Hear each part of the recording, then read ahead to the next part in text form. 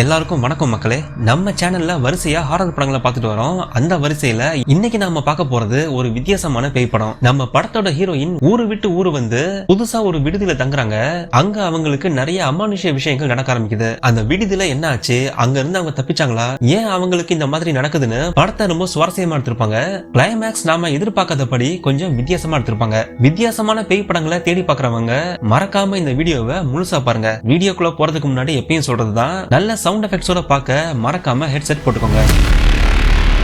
ஹாலிவுட்ல வெளிவந்த no one gets out alive படத்தை தான் இன்னைக்கு நாம பார்க்க போறோம். Welcome to yellow pack Tamil explanation.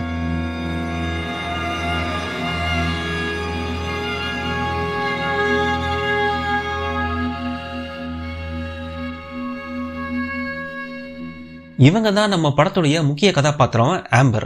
Amber அமெரிக்காவுக்கு புதுசா வந்திருக்கா. ஆம்பரோட சொந்த ஊரு ஸ்பெயின். இப்ப அமெரிக்கால இருக்கா. அமெரிக்கால தங்கி வேலை பாக்குறதுக்கு அவகிட்ட எந்த டாக்குமெண்ட்டும் இல்ல. சட்ட விரோதமா அமெரிக்கால இருக்கா. இப்ப ஒரு சின்ன கம்பெனில வேலை பார்த்துட்டு இருக்கா. தங்குறதுக்காக விலை கம்மியா ஒரு விடுதியை தேடிட்டு இருக்கா. அவ நினைச்ச மாதிரியே ஒரு விடுதியோட விளம்பரத்தை பாக்குறா. விலை கம்மியா இருக்கிறதால அந்த விடுதிக்கு போறா. அந்த விடுதி ஒரு பழைய கட்டடம், பார்க்கவே பாலடைஞ்சு போயிருக்கு. அந்த விடுதியோட உரிமையாளர் கிட்ட ரூம் இருக்கான்னு கேக்குறா. இவன் தான் ரெட், இந்த விடுதியோட உரிமையாளர். ரூம் இருக்குன்னு ஆம்பரை கூட்டிட்டு போறான். ஆனா இங்க தங்கணும்னா 1 மாச வாடகைய அட்வான்ஸா தரணும்னு சொல்றான். எப்படியாவது ரூம் கிடைக்கணும்னு ஆம்பரும் அதுக்கு ஒத்துக்கிறா. இந்த விடுதியில மொத்தம் எத்தனை பேர் தங்கிருக்கோன்னு கேக்குறா. அதுக்கு ரெட் ஒன்னையும் சேர்த்து மொத்தமாவே 2 பெண்கள் தான் தங்கிருக்கீங்கன்னு சொல்றான். அங்க தங்கி இருக்கிற இன்னொரு பொண்ணு பேரு ஃப்ரையா, பிரான்ஸ்ல இருந்து வந்திருக்கா. ரூம் பார்க்கவே ரொம்ப அழுக்கா இருக்கு, தொட்டாலே உடையிற கண்டிஷன்ல இருக்கு. ஆனாலும் ஆம்பருக்கு வேற வழி இல்ல, வாடகை கம்மினால இங்கதான் தங்கியாகணும். இது பெண்களுக்கான விடுதி, ஆண் நண்பர்கள் யாரும் வரக்கூடாது, 10 மணிக்கு மேல கதவை மூடிடுவோம்னு நிறைய கண்டிஷனை போடுறான். அது எல்லாத்துக்கும் ஆம்பர் ஒத்துக்கிறா. நீ எங்க இருந்து வர, உன்கிட்ட ஐடி கார்டு இருக்கான்னு கேக்குறான். அதுக்கு ஆம்பர், இப்ப நான் ஐடி கார்டு கொண்டுட்டு வரல, சீக்கிரமாவே ஐடி கார்டை காமிக்கிறேன்னு சொல்றா. என்னோட ரூம் கீழே தான் இருக்கு, ஏதாச்சும் எமர்ஜென்சினா கூப்பிடுங்கன்னு சொல்லிட்டு போறான். அன்னைக்கு ராத்திரி ஆகுது. மொத்த விடுதியும் மயான அமைதியில இருக்கு. ஏன்னா அங்க தங்கி இருக்கிறது மொத்தமாவே 2 பேர் தான். ஆம்பர் பெட்ல படுத்துக்கிட்டு அமைதியா அவ அம்மாவோட வாய்ஸ் ரெக்கார்டை கேட்டுட்டு இருக்கா. ஆம்பரோட அம்மா சமீபத்துல இறந்துட்டாங்க. அம்மா ஞாபகம் வரும்போது அடிக்கடி ரெக்கார்டை போட்டு அவங்க குரலை கேட்பா. அப்ப அவளுக்கு அழுகுற சத்தம் கேக்குது. எங்க இருந்து சத்தம் வருதுன்னு பார்த்தா அவ ரூமுக்கு கீழே தங்கியிருந்த ஃப்ரேயா அழுதுகிட்டு இருக்கா. ஏன் தனியா உட்கார்ந்து அழுகுறான்னு ஆம்பருக்கு ஒன்னும் புரியல. மறுநாள் ஆம்பர் ஆபீஸ்க்கு கிளம்புறா. அப்ப அவ ஃப்ரேயாவை பாக்குறா. அவ கிட்ட பேசலான்னு போறா. ஆனா ஃப்ரேயா அவகிட்ட எதுவும் பேசாம போறா. வழக்கம் போல ஆபீஸ்க்கு போய் வேலை பாக்குறா. அப்ப அவ ஃப்ரெண்டு கிட்ட எனக்கு உடனடியா போலியா ஒரு ஐடி கார்டு தேவைன்னு சொல்றா. அதுக்கு அவ, எனக்கு தெரிஞ்சவங்க போலி ஐடி கார்டை செஞ்சு தருவாங்க, ஆனா அதுக்கு $3000 ஆகும்னு சொல்றா. ஆம்பர் கிட்ட இப்போ அவ்வளவு காசு இல்ல. அவ கிட்ட இருந்த எல்லா காசையும் ரெட் கிட்ட அட்வான்ஸா கொடுத்துட்டா. பணத்துக்கு என்ன பண்ணன்னு தெரியாம யோசிக்கிறா. அமெரிக்கால சரியான டாக்குமெண்ட் இல்லாம வேலை பார்த்தா அவங்கள காவல்துறை கைது பண்ணிடும். அதனால சீக்கிரமா ஐடி கார்டை வாங்கணும்னு ஆம்பர் யோசிக்கிறா. ஆம்பரோடைய தூரத்து சொந்தக்காரங்க ஒருத்தங்க அமெரிக்கால இருக்காங்க. அவங்க ஆம்பரை சாப்பிட கூப்பிட்டுருக்காங்க. ஆம்பரோட மாமா நீ எப்படி இருக்கன்னு விசாரிக்கிறாரு. நான் உன்ன குழந்தையா இருக்கும் போது பார்த்தேன், உன்னை நினைக்கும் போது எனக்கு ரொம்ப பெருமையா இருக்கு. உன்னுடைய அம்மா உடம்பு சரியில்லாம இருக்கும் போது நீ உன் படிப்பை விட்டுட்டு உன்னோட அம்மாவை பாத்துக்கிட்ட. உன் வயசு பசங்கள்ல எத்தனை பேர் இதை பண்ணுவாங்கன்னு தெரியாது, ஆனா நீ உன்னுடைய அம்மாவை ரொம்ப நல்லா பாத்துக்கிட்டேன்னு பாராட்டுறாரு. அவங்க பையனை பார்த்து இதெல்லாம் நீயும் கத்துக்கோன்னு கிண்டல் பண்றாரு. அப்ப ஆம்பர் கிட்ட இந்த ஊரோட கிளைமேட் உனக்கு பழகிடுச்சான்னு கேக்குறாரு. ஆம்பரும் அதுக்கு ஆமான்னு சொல்றா. அதுக்கு மாமா, வெளியே உரையா வைக்கிற அளவுக்கு குளிர் இருக்கு, ஆனா நீ கோட் எதுவும் போடாம வந்திருக்க.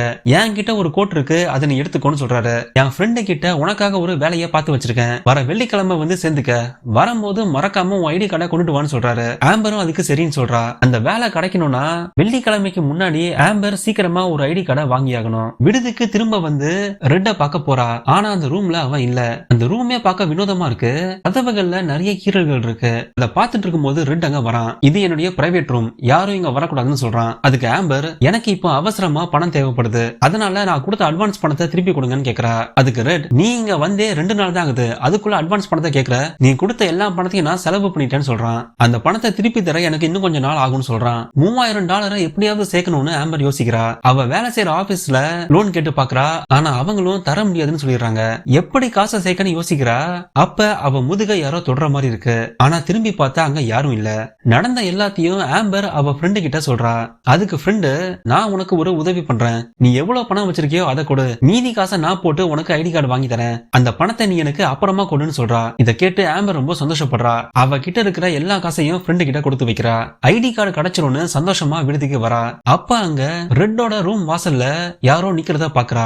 கதவை முட்டிக்கிட்டே ஏதோ மந்திரம் சொல்லிக்கிட்டே இருக்கான். பார்க்கவே வித்தியாசமா இருக்கான். உடனே கிளம்பி ஆம்பர் அவ ரூமுக்கு போறா. அன்னைக்கு ராத்திரி கீழே வந்து பாக்குறா. அப்ப புதுசா இன்னும் 2 பேரு அந்த விடுதிக்கு வந்திருக்காங்க. அவங்க கிட்ட ஆம்பர் அறிமுகப்படுத்திக்கிறா. அவங்கள பார்க்கும் போதே ஆம்பருக்கு புரியுது அவங்களும் ஆம்பர் மாதிரியே அமெரிக்கால சட்டவிரோதமா இருக்காங்க. அவங்க கிட்டயும் ஐடி கார்டு இல்ல. இத்தாலியில இருந்து வந்திருக்காங்க. மேல் மாடியில இருக்கிற ரூம்ல தங்குறாங்க.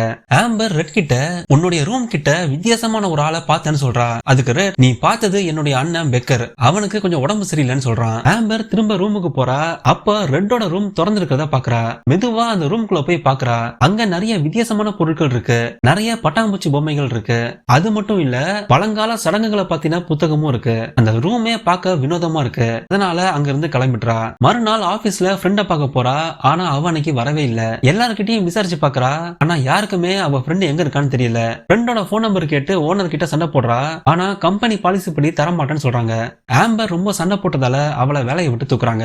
இப்ப ஆம்பர் கிட்ட ஐடி கார்டு இல்ல, காசு இல்ல, வேலையும் இல்ல. அடுத்து என்ன பண்ண போறோம்னு தெரியாம குழம்பி விடுதிக்கு வரா. அன்னைக்கு ராத்திரி ஆம்பர் ரூம்ல குளிச்சிட்டு இருக்கா. அப்ப அவளுக்கு அலற சத்தம் கேக்குது.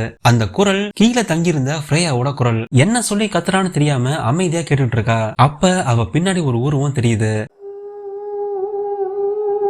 அத பார்த்து மிரண்டு போறா. அந்த உருவம் பார்க்க ஃப்ரேயா மாதிரி இருக்கு. உடனே ஸ்கிரீனை விலக்கி பாக்குறா. ஆனா அங்க யாரும் இல்ல. பதறி அடிச்சு வேகமா வந்து ஃப்ரேயா ரூமுக்கு போய் பாக்குறா. ஆனா அங்க யாருமே இல்ல. ரெட் கிட்ட இங்க தங்கியிருந்த பொண்ணு எங்க இருக்கான்னு கேக்குறா. அதுக்கு ரெட் அவ எப்பயோ காலி பண்ணிட்டு போயிட்டான்னு சொல்றான். அந்த பொண்ணு போனதால நீ கேட்ட அட்வான்ஸ் பணம் இப்ப என்கிட்ட இருக்கு. அந்த பணத்தை நாளைக்கு தரேன்னு சொல்றான். நாளைக்கு பணம் கிடைச்சிரும்னு தைரியத்துல ஆம்பர் தூங்க போறா. அவ அம்மா குரலை கேட்டுக்கிட்டே படுத்திருக்கா. அப்ப அவ தலைக்கிட்ட ஒரு பட்டாம்பூச்சி பறந்துகிட்டே இருக்கு. அந்த பூச்சிய அடிச்சு கொன்னுடுறா. மறுபடியும் படுத்துட்டு இருக்கா. கொஞ்ச நேரம் கழிச்சு மறுபடியும் அவ தலைக்கிட்ட இன்னொரு பட்டாம்பூச்சி பறக்குது. அந்த பட்டாம்பூச்சி எங்க இருந்து வருதுன்னு பாத்துட்டே இருக்கா. அப்ப அவளுடைய அம்மா அவன் முன்னாடி நிக்கிறாங்க. பார்த்தா அங்க நடந்தது கனவு. அப்பதான் கவனிக்கிறா அவ ரூமுடைய கதவு திறந்திருக்கு. யாரு திறந்தானு வெளியே வந்து பாக்குறா. அப்ப அவ முன்னாடி ஒரு பொண்ணு அழுதுகிட்டே வர சத்தம் கேக்குது. அந்த பொண்ணு வர கால் தடமும் தெரியுது. என்ன நடக்குதுன்னு புரியாம ஆம்பர் மிரண்டு போய் நிக்கிறா. அப்ப அவ பின்னாடி ஒரு உருவம் நிக்குது. ஆம்பருக்கு அந்த ரூம்ல முன்னாடி நடந்த விஷயங்கள் தெரியுது. அப்ப ஒரு பொண்ணோட குரல் அழுதுகிட்டே மேரி தயவு செஞ்சு என்ன விட்டுடுன்னு சொல்றா. அதுக்கு அந்த உருவம் ஆர்த்தர் வந்தா உன்ன சும்மா விட மாட்டான், என் பின்னாடி வான்னு அந்த பொண்ணை இழுத்துட்டு போகுது. அதை பார்த்து ஆம்பரும் பின்னாடியே போறா. கால் தடயங்கள் நேரா கீழே இருக்கிற ஒரு ரூமுக்கு போகுது. அதை பின்தொடர்ந்து ஆம்பரும் போறா. அப்ப ஒரு பொண்ணு அழுதுட்டு இருக்கிறத பாக்குறா. தயவு செஞ்சு என்ன விட்டுடுன்னு ஒரு பொண்ணு அழுதுட்டு இருக்கா. அப்ப திடீர்னு அவளை உள்ள இழுத்துட்டு போறாங்க. இத பார்த்து ஆம்பர் மிரண்டு போறா. பதறி அடிச்சு அவ ரூமுக்கு போய் பயந்து போய் இனிமேலும் இங்க இருக்க முடியாதுன்னு வேக வேகமா அவ துணிமணிகளை எடுத்து வைக்கிறா. அவ மாமாக்கு போன் பண்ணி உடனே என்ன வந்து கூட்டிட்டு போங்கன்னு சொல்றா. அதுக்கு அவரு எதுக்காக நடுராத்திரி நீ போன் பண்ணிருக்க, நான் இப்போ வெளியூர்ல இருக்கேன், உடனே வர முடியாதுன்னு சொல்றாரு. அதுக்கு ஆம்பர் நான் இப்ப ஆபத்துல இருக்கேன்னு சொல்றா. அதுக்கு அவளோட மாமா அப்ப உடனே போலீஸ்க்கு போன் பண்ணுன்னு சொல்றாரு. அப்பதான் ஆம்பர் மாமா கிட்ட உண்மையை சொல்றா. போலீஸ்க்கு போன் பண்ணா நான் மாட்டிப்பேன், என் கிட்ட ஐடி கார்டு இல்லன்னு சொல்றா. அதை கேட்டு மாமா ஐடி கார்டு இல்லாம என்னால உனக்கு ஒண்ணும் பண்ண முடியாது, நான் வர நேரமாகும், வந்ததும் உன்னை வந்து பாக்குறேன்னு சொல்றாரு. ஆம்பர் அட்வான்ஸ் பணத்தை வாங்க நேரா ரெட்டோட ரூமுக்கு போய் பாக்குறா. ஆனா அங்க ரெட் இல்ல, அவன் அண்ணன் பெக்கர் தான் இருக்கான். ரெட் இங்க இல்ல, நாளைக்கு தான் வருவான்னு சொல்றான். வேற வழி இல்லாம ஆம்பர் அந்த விடுதியை விட்டு கிளம்பி வரா. இப்ப அவகிட்ட காசே இல்ல, அதனால வேற விடுதிலையும் தங்க முடியல. என்ன பண்ணன்னு தெரியாம ரோட்லயே இருக்கா. ஒரு இடமா சுத்திக்கிட்டே இருக்கா. எங்க போக யார பாக்கன்னு தெரியாம ஒரு காஃபி ஷாப்ல உட்கார்ந்திருக்கா. ராத்திரி வரைக்கும் அங்கேயே இருக்கா. அப்ப ரெட் ஆம்பரை தேடி வரான். நான் வெளியூர் போயிட்டு இப்பதான் வந்தேன், பெக்கர் நீ கிளம்பிட்டதா சொன்னான், உன்கிட்ட பணம் இல்லன்னு எனக்கு தெரியும், அதனாலதான் உனக்கு உதவி பண்ண உன்னை தேடி வந்தேன்னு சொல்றான். அப்ப ஆம்பர் உன்கிட்ட பணம் இருக்கா உடனே எனக்கு தான் கேக்குறா. அதுக்கு ரெட் பணம் இருக்கு, ஆனா இப்ப என்கிட்ட இல்ல, விடுதியில வச்சிருக்கேன்னு சொல்றான். இப்ப நீ என் கூட கிளம்பி வந்தா உடனே பணத்தை கொடுத்துடுவேன்னு சொல்றான். அதனால ஆம்பர் ரெட் கூட மறுபடியும் விடுதிக்கு போறா. பணத்தை உன் ரூம்ல வச்சிருக்கேன், போய் எடுத்துக்கன்னு சொல்றான். ஆம்பர் பயந்துகிட்டே மெதுவா அவ ரூமுக்கு வரா. அந்த ரூமுக்குள்ள போறதுக்கே அவளுக்கு விருப்பம் இல்ல. பணம் எங்க இருக்குன்னு தேடி பாக்குறா, ஆனா எங்கேயுமே இல்ல. ரெட் கிட்ட பணம் எங்க இருக்குன்னு கேக்குறா. அதுக்கு அவன் எதுக்காக இப்ப நீ பயப்படுற, இந்த ரூம் கொஞ்சம் வினோதமானதுன்னு எனக்கு தெரியும், அதுக்காக நீ இவ்வளவு பயப்பட தேவையில்லைன்னு சொல்றான். ஆம்பர் அவன் கிட்ட எனக்கு பணம் உடனே வேணும் தான்னு சொல்றா. ஆனா ரெட் சம்பந்தமே இல்லாம பல வருஷத்துக்கு முன்னாடி என்னோட அம்மா இங்கதான் செத்து போனாங்கன்னு சொல்றான். அவங்க பேரு மேரி, அவங்கள கொண்டது வேற யாரும் இல்ல, என் அண்ணன் பெக்கர்னு சொல்றான். அதை கேட்டு பயந்து ஆம்பர் அங்க இருந்து கிளம்ப பாக்குறா. ஆனா ரெட் அவளை விட மாட்டேங்கிறான். உடனே நான் போகணும், போதும் வழி விடுன்னு ஆம்பர் சண்டை போடுறா. அப்ப பெக்கர் அங்க வரான். ஆம்பரை புடிச்சு தரன்னு இழுத்துட்டு வந்து நான் சொல்றத ஒழுங்கா கேளுன்னு அடிக்கிறான். கதவை சாத்தி ஆம்பரை அந்த ரூம்குள்ளேயே பூட்டி வைக்கிறான். ஆம்பர் என்ன பண்ணுன்னு தெரியாம பயந்து போய் அழுதுகிட்டு இருக்கா. ராத்திரி வரைக்கும் அந்த ரூம்லயே இருக்கா. திடீர்னு கதவை தட்டி யாரோ அலற சத்தம் கேக்குது. யாருன்னு பார்த்தா மேல தங்கி இருந்த 2 பொண்ணுங்களும் வராங்க. அவங்க 2 பேரும் பெக்கர் எங்களை கொல்ல வரான், அவன் நம்மள சும்மா விட மாட்டான்னு அழுகுறாங்க. உடனே கதவை சாத்தி 3 பேரும் பயந்து அந்த ரூம்லயே இருக்காங்க. ஆம்பர் அந்த பொண்ணுங்க கிட்ட உங்களுக்கு என்ன ஆச்சுன்னு கேக்குறா. அதுக்கு அவங்க தினமும் ராத்திரி அமானுஷ்யமா சில விஷயங்கள் நடக்கிறதா சொல்றாங்க. ஆம்பருக்கு ராத்திரி நடந்த மாதிரியே அவங்களுக்கும் நடந்திருக்கு. 3 பேரும் பயந்து அந்த ரூம்லயே அடங்கி இருக்காங்க. ராத்திரி ஆம்பர் முழிச்சு பாக்குறா. அப்ப அவன் முன்னாடி நிறைய பெண்களுடைய உருவம் இருக்கு. அவங்க எல்லாருமே இந்த விடுதியில இறந்து போனவங்க. அப்ப அங்க கதவை உடைச்சுக்கிட்டு பெக்கர் வரான். ஆம்பரையும் அந்த 2 பொண்ணுங்களையும் வலுக்கட்டாயமா தூக்கிட்டு போறான். அப்ப யாரோ காலிங் பெல் அடிக்கிறாங்க.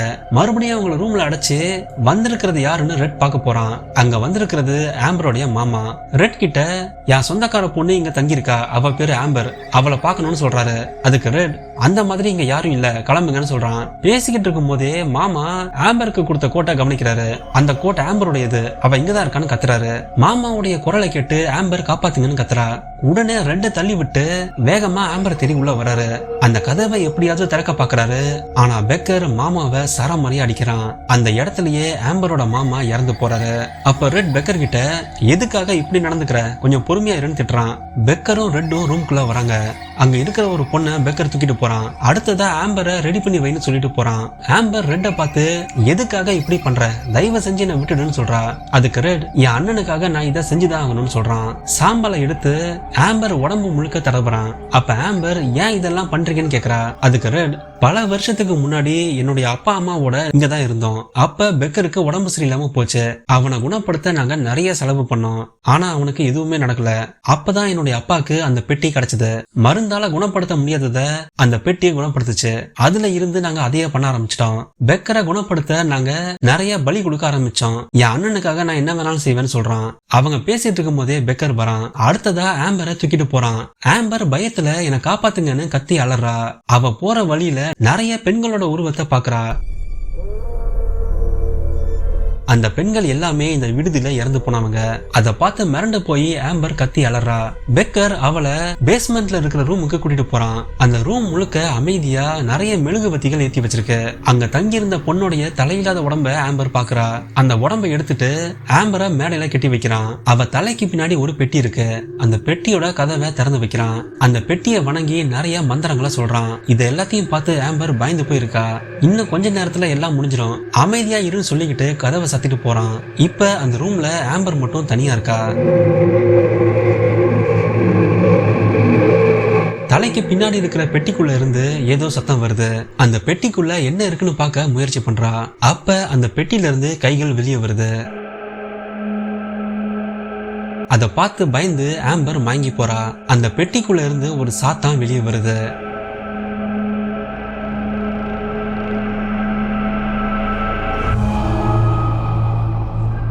பார்க்கவே வினோதமா ஒரு பெண்ணுடைய தலையும் பட்டாம்பூச்சியோட உடம்பும் இருக்கு. மெதுவா ஆம்பர் கிட்ட வந்து தலைக்கு மேல ஏறி நிக்குது. ஆம்பருடைய கனவுல அவ அம்மா இருக்காங்க. நீ எதுக்கும் பயப்படாத, இன்னும் கொஞ்ச நேரத்துல எல்லாம் முடிஞ்சிடும், அம்மாவை நீ நம்பு, அமைதியா படுத்துக்கிட்டே இருன்னு சொல்றாங்க. அந்த சாத்தான் ஆம்பருடைய தலையை பிடிக்குது. அந்த சாத்தான் உடம்புக்கு கீழே பெரிய வாய் இருக்கு. அதை வச்சு ஆம்பருடைய தலைய கடிக்க வருது. அப்ப கனவுல ஆம்பர் அவ அம்மாவை சந்தேகப்படுறா. எங்கேயும் போகாத, என்கிட்டே இருன்னு சொல்றாங்க. ஆனா ஆம்பர் அவங்க சொன்னதை கேட்காம தள்ளி விட்டுட்டு வரா. உடனே கனவுல இருந்து முழிச்சு அந்த சாத்தான் முகத்தை பாக்குறா. ஆம்பர் எழுந்ததும் உடனே அந்த சாத்தான் பெட்டிக்குள்ள போயிடுது. உடனே ஆம்பர் அந்த ரூம்ல இருந்து கிளம்புறா. தப்பிச்சு வெளியே போகலான்னு பாக்குறா. ஆனா மேல இன்னும் ஒரு பொண்ணு மாட்டிக்கிட்டு இருக்கா. அவளை காப்பாத்தணும்னு முடிவு பண்றா. அங்க இருக்கிற ஒரு பெரிய கத்தி எடுத்துக்கிட்டு மேல போறா. அடுத்ததா பெக்கரும் ரெட்டும் மீதி இருக்கிற ஒரு பொண்ணை தயார் பண்ணிட்டு இருக்காங்க. திடீர்னு ஆம்பர் உள்ள வந்து ரெட்ட கத்தியால குத்துறா. அப்ப பெக்கர் ஆம்பரை பிடிச்சி சரமாரியா தாக்குறான். அவ காலை அடிச்சு உடைக்கிறான். இன்னொரு பொண்ணும் பெக்கரை அடிச்சு தப்பிக்க பாக்குறா. ஆனா அவன் அந்த பொண்ணை விடல. அந்த பொண்ணை மேல இருந்து தள்ளி விட்டு கொண்டுறான். கால் உடைஞ்சதால ஆம்பரால ஓட முடியல. அடுத்ததா அவளையும் பிடிச்சு கொல்ல பாக்குறான். ஆனா ஆம்பர் கத்திய வச்சு பெக்கரை சரமாரியா தாக்குறா. கோவம் தீர்ற வரைக்கும் அவனை அடிச்சு கொண்டுடுறா. ஆனா ஆம்பர் அதோட விடல. கீழே இருக்கிற அந்த ரூம்ல ரெட்ட கெட்டி போட்டு வச்சிருக்கா. ரெட் முழிச்சு பார்த்து என்ன காப்பாத்துங்கன்னு கத்துறான். அப்ப அந்த பெட்டிக்குள்ள இருந்து சாத்தான் மறுபடியும் வெளியே வருது. அங்க என்ன நடக்குதுன்னு ஆம்பர் ஒளிஞ்சிருன்னு பாத்துட்டு இருக்கா. அந்த சாத்தான் ரெட்ட புடிச்சு அவன் மேல ஏறி நிக்குது. உடனே ஆம்பர் அங்க இருந்து கிளம்பி போறா. உடஞ்ச காலோட நடந்து போறா. அந்த சாத்தான் ரெட்டுடைய தலைய துண்டா வெட்டி சாப்பிடுது. அப்ப ஆம்பர் போகும்போது ரெட்டுடைய ஆவிய பாக்குறா. இப்ப அவனும் செத்து போய் அந்த விடுதியில ஒரு ஆவியா இருக்கான். திடீர்னு ஆம்பருடைய உடஞ்ச கால் சரியாகுது. அவ உடம்புல இருந்த எல்லா காயங்களும் காணாம போகுது. ஆம்பர் ரொம்ப வித்தியாசமா உணர்றா. அப்பதான் அவளுக்கு புரிய வருது, ஆம்பர் அந்த சாத்தானுக்கு பலி கொடுத்திருக்கா. அதுக்கு பதிலா அந்த சாத்தான் ஆம்பரை குணப்படுத்தி நிறைய சக்தி கொடுத்திருக்கு. ஆம்பர் இப்ப ரொம்ப வித்தியாசமா உணர்றா. இப்ப ஆம்பர் அங்க இருந்து தப்பிச்சு போக நினைக்கல. மறுபடியும் அவ அந்த பாக்ஸ் தேடி போறா.